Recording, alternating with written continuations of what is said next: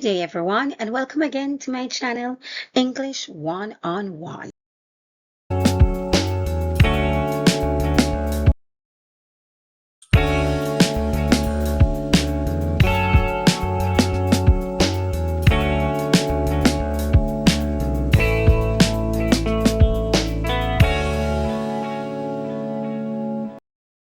Today, we shall be looking at Derek Walcott's poem, The Castaway. The objective of this presentation is to create a deeper understanding and appreciation of Derek Walcott's poem, The Castaway.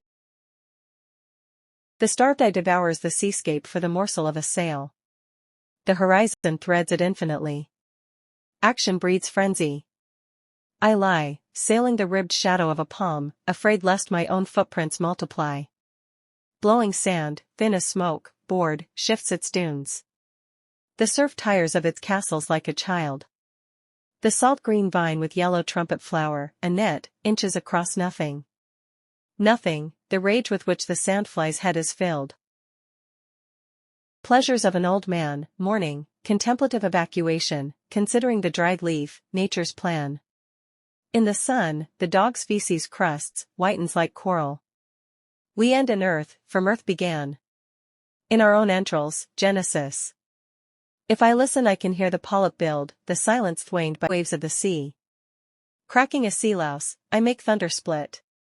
Godlike, annihilating Godhead, art and self, I abandon dead metaphors, the almond's leaf-like heart, the ripe brain rotting like a yellow nut hatching its babble of sea lice, sandfly, and maggot, that green wine bottle's gospel choked with sand, label a wrecked ship, clenched seawood nailed and white as a man's hand.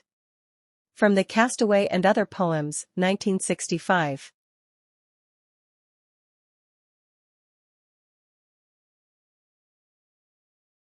According to the Merriam's Dictionary, the word castaway denotes the following: 1.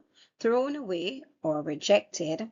2. Cast adrift or ashore as a survivor of a shipwreck. And thirdly, thrown out without friends or resources. And you will see here that all three meanings are applicable. Thus, the title of this poem is used literally as well as figuratively. When we take into consideration the second meaning of the term castaway as a survivor of a shipwreck, we can infer that the shipwreck in the context of the West Indies alludes to slavery.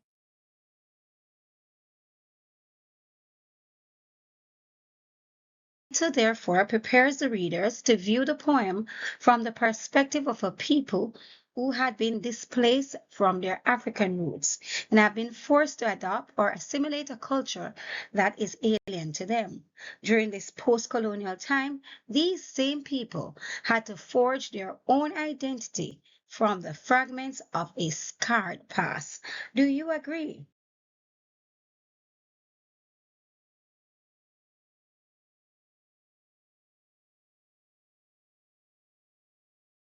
Now let us examine the first three lines of this poem, and it reads, "The starved eye devours the seascape for the morsel of a sail. The horizon treads it infinitely." Literally, these lines convey the idea that someone is stranded at sea and is desperately hoping to be rescued. He or she wants to see the slightest sign of a ship. However, the possibility of escape is relatively small as he or she is engulfed by water. Figuratively, this image of the starved eye suggests that West Indies have been denied the opportunity to grow or flourish, or a chance to be themselves. These lines paint a picture of a people who are open beyond hope for a change or new beginning, the morsel of a sail. The horizon treads it infinitely suggests that the possibilities are endless.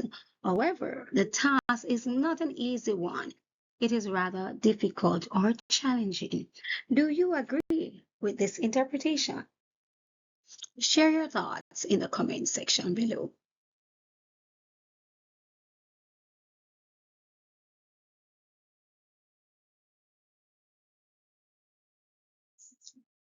Lines 4 to 6 reads, "Action breeds frenzy. I lie, sail in the ribbed shadow of a palm, afraid lest my own footprints multiply. Lines 4 to 6 imply that the persona believes that any action taken by him would result in chaos, frenzy. Therefore, he lies still or inactive. Similarly, the West Indian has become scared of change or embracing a new culture or identity, and as a result, he or she remains sailing the rib shadow of a palm. These lines also convey the poet's own inability to write due to his own trepidation or fear that his writings may have a great impact on the world. Lest my own footprints multiply. The fear of their own footprints multiply represents the fear of their own actions, showing how they are trapped in a destructive cycle of wanting to act but being paralyzed by the consequences. Do you agree with this interpretation? And this, of course, would have been applicable to the slaves. They wanted to act because they would have outnumbered their oppressors, isn't that so? The colonial masters, but they were afraid of the consequences of their action. Action breed frenzy, and so they what? They lie still. Do you agree with this interpretation? Share your thoughts in the comment section below. And if you have anything to add to this line, share your how you have interpreted these lines.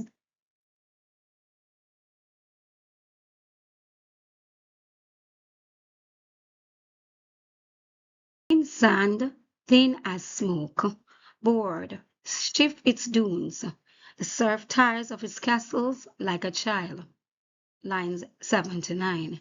These lines further solidify the idea of isolation and abandonment, as blowing sand presents a desert image in the reader's mind where there is no productivity. Therefore, the writer is unable to produce anything that he believes to be meaningful, and so discards it or abandons it in the same manner a child would after building a sandcastle. The surf tires of his castles like a child, allowing the wind and the waves of the ocean to demolish it. Do you agree with this interpretation? If you do, share your thoughts in the comment section. The salt green vine with yellow trumpet flower, a net inches across nothing. Nothing, this rage with which the sandfly's head is filled. Line 10 to 12. The salt green vine with yellow trumpet flower represents the harsh beauty of nature. Nothing can blossom anywhere. While a net inches across nothing evokes a fragile, empty, and meaningless existence. The final line, nothing, the rage with which the sandfly's head is filled, provides a powerful metaphor for the intense, irrational fury that can stem from a state of utter desolation and loneliness. Do you agree?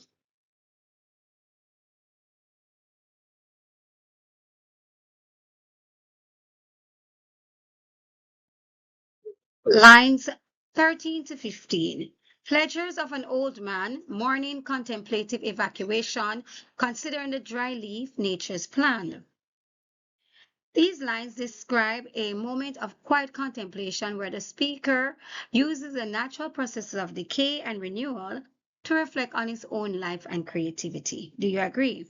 The contemplative evacuation signifies a mental and physical purging where observing a dry leaf and other natural events like a sea loess allows him to see nature's plan, the cycle of life and decay.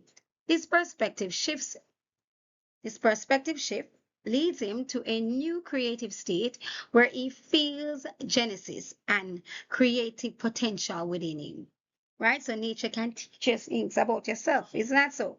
Contemplative evacuation, this phrase suggests a mental and physical release, much like an evacuation that is not forceful but quiet and reflective. Dry leaf, nature's plan. The dry leaf represents the end of one phase and the decay that is necessary for future fertility and growth. It's part of nature's recycling and renewal process, which the speaker observes to find meaningful. Do you agree? Share your thoughts in the comment section below. Lines, lines 16 to 19. In the sun, the dog feces cross whiten like coral.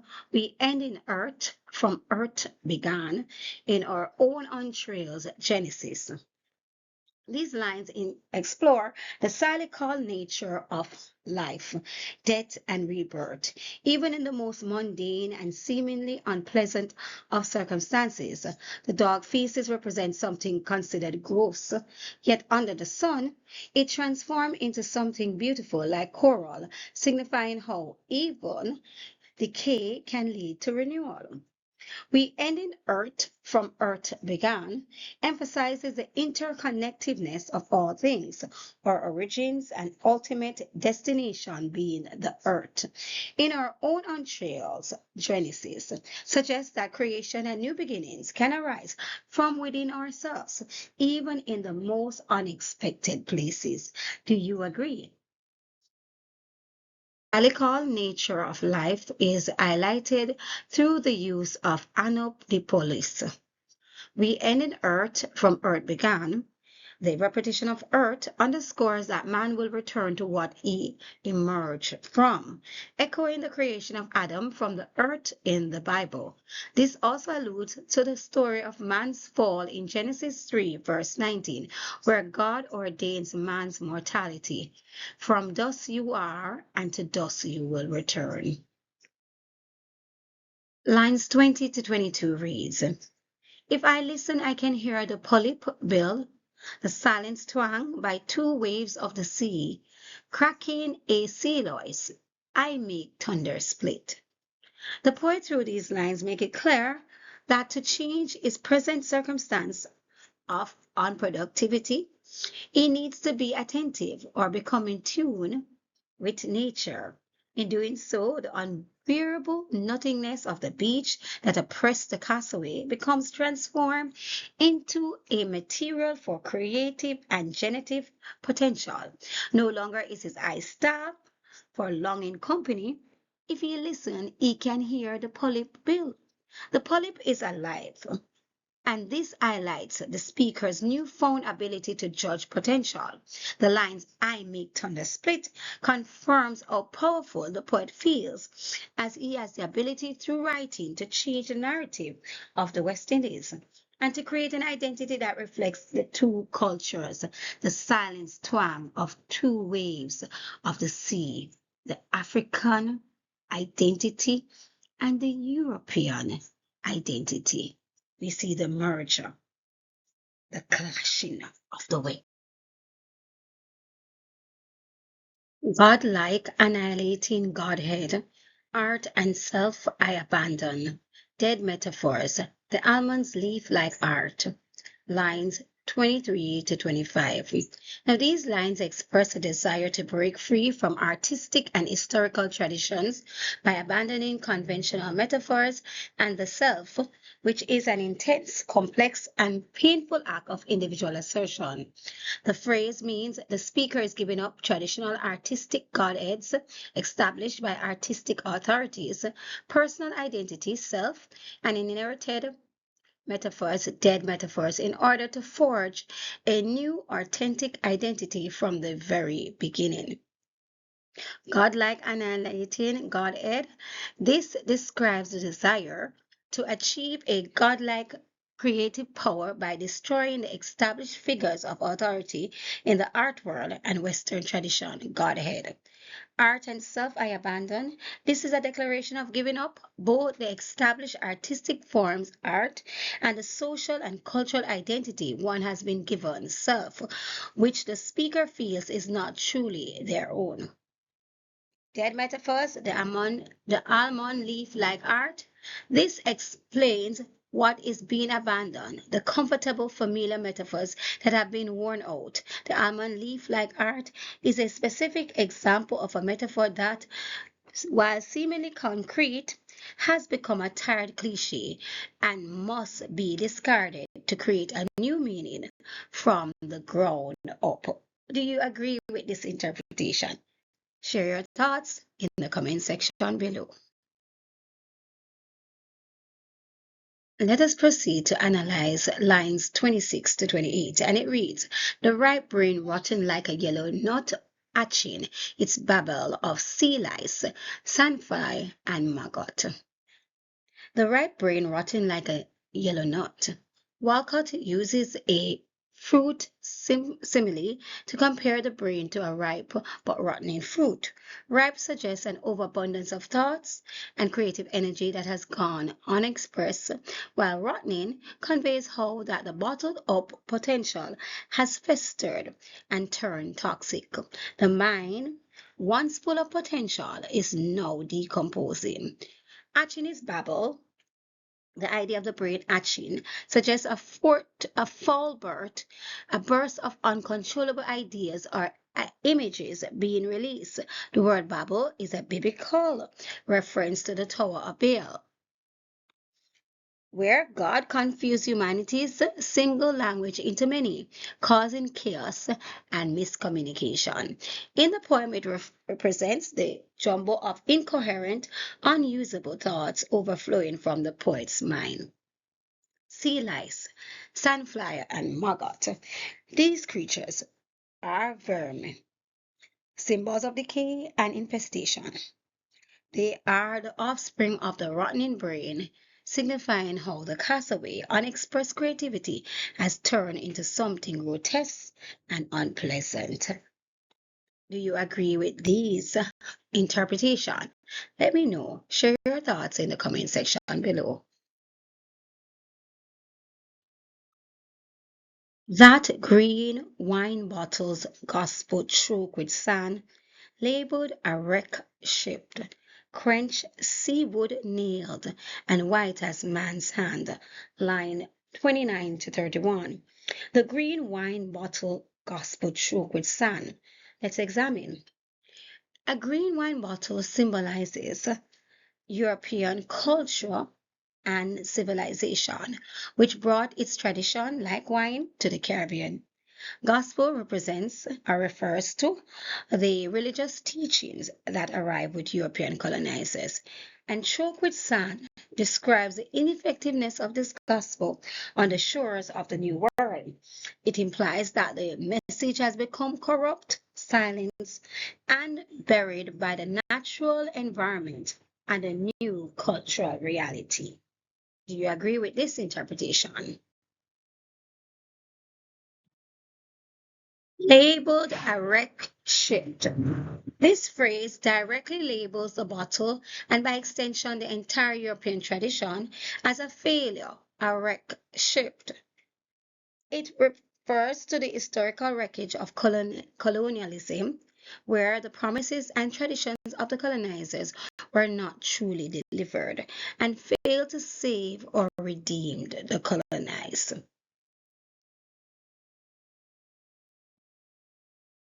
Clenched seawood nailed and white as man's hand. Clenched seawood evokes the image of a wooden fragment from a shipwreck, possibly a piece of a ship's timber that now resembles a man's face. Nailed and white as a man's hand is a powerful and inverted religious allusion to the crucifixion of Jesus Christ, nailed and white as a man's hand. Recall Christ's nailed pale hand on the cross. The gospel and the Fanon image seems to allude to Christ, perhaps even casting him as a castaway.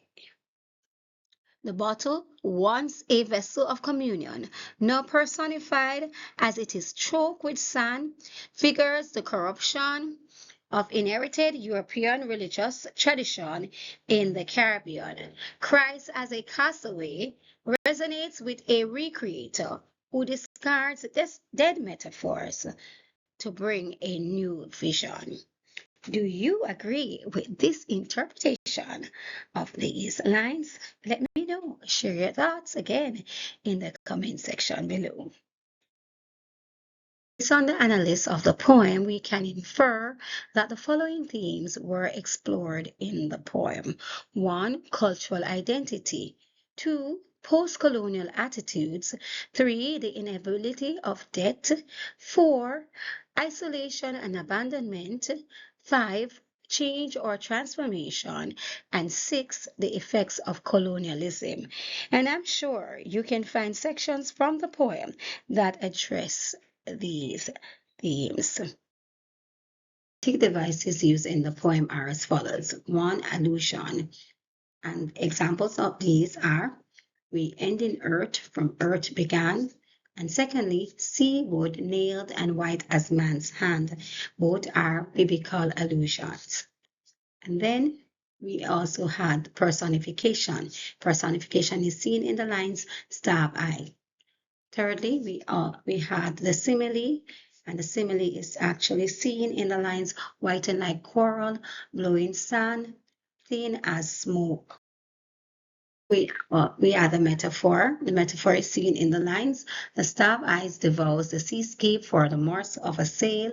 Also in the line, the horizon treads it infinitely. And the line, the ripe brain. We also add repetition, and the repetition of the word nothing. And there is the consonants. And it is seen in the line, if I listen, I can hear the pulp build. I trust that this information has been beneficial to you. If it has, remember to like, share, and subscribe. God bless you.